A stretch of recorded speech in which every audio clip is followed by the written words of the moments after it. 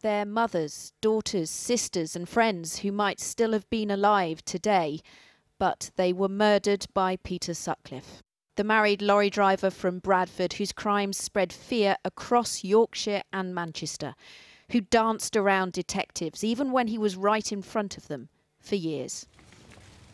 In 1975, Sutcliffe murdered Wilma McCann in Leeds, attacking her with a hammer and knife in a field behind her house. She was 28. Her little boy, Richard, was only 5. I fear that he was going to kill me as a child because he killed Jane MacDonald, the first innocent victim, who lived 7 doors away from where we lived, who babysat for us. So the impact of it as a young child not getting that therapy and support was, well, immeasurable. Some of Sutcliffe's victims were sex workers, but not all.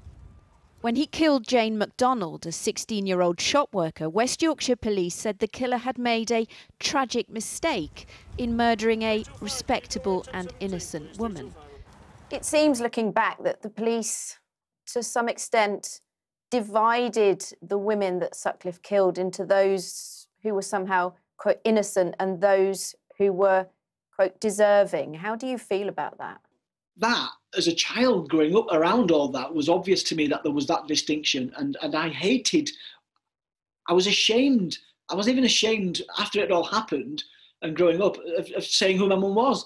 Yeah, and that's always angered me, the way that they made that distinction. Do you feel, apart from the police, that the media, the press and the prevailing culture did your mum wrong as well? Yeah, absolutely. Something was featured in a recent documentary on BBC4 where it shows you what they'd written about some of them being innocent.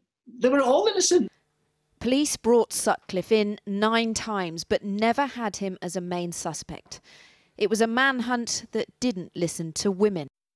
When Sutcliffe attacked Olive Smelt with a hammer, she told police the man had a Yorkshire accent. But detectives had been duped by a hoaxer, sending them tapes in a Sunderland accent, pretending he was the serial killer. I reckon your boys are letting you down, George.